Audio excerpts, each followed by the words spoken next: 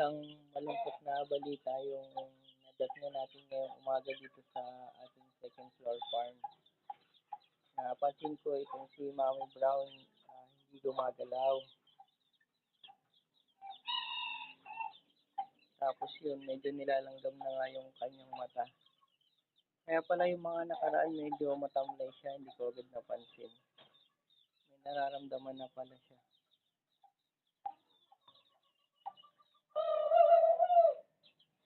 Hindi ko alam kung ano yung naging sakit niya. Ayan. So, nabawasan tayo ng isang mommy breeder. Ayusin na lang muna siguro natin yung kulungan niya. Ito kasi yung kulungan niya. Ito yung isa rin sa nabutas yung flooring. Tapos, ayan, sobrang kalawang na. Naiipon nga rin yung dumi niya dito kasi nga doble na yung flooring nito ay nilagyan ko sa ibabaw ng harang.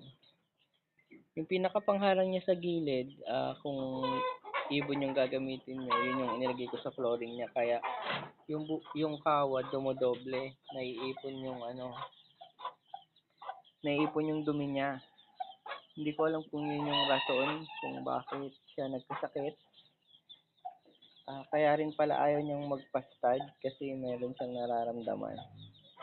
So ayun po, doble po yung flooring nito kasi nga po kalawangin na yung nasa ilalim. Time na rin siguro para ayusin natin tong kulungan na to. So ayan, paalam Mommy Brown. Salamat sa iyong mga supling. So ito po yung mga huling naging anak ni Mommy Brown.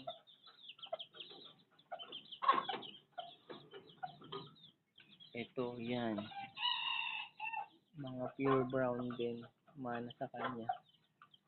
Itong white po, hindi po ito anak niya na isinama ko lang. Itong mga gray, kasama din sa anak niya. 5 piraso nga yung anak niya.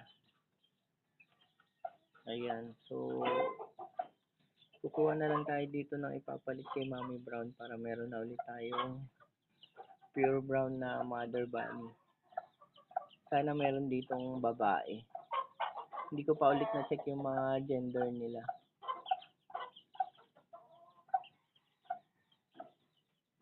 Yun po yung medyo malungkot na update sa ating mga alaga.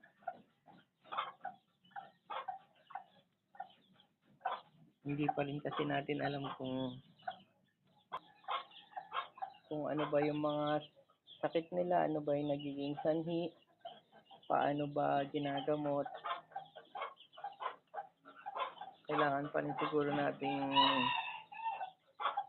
mag-research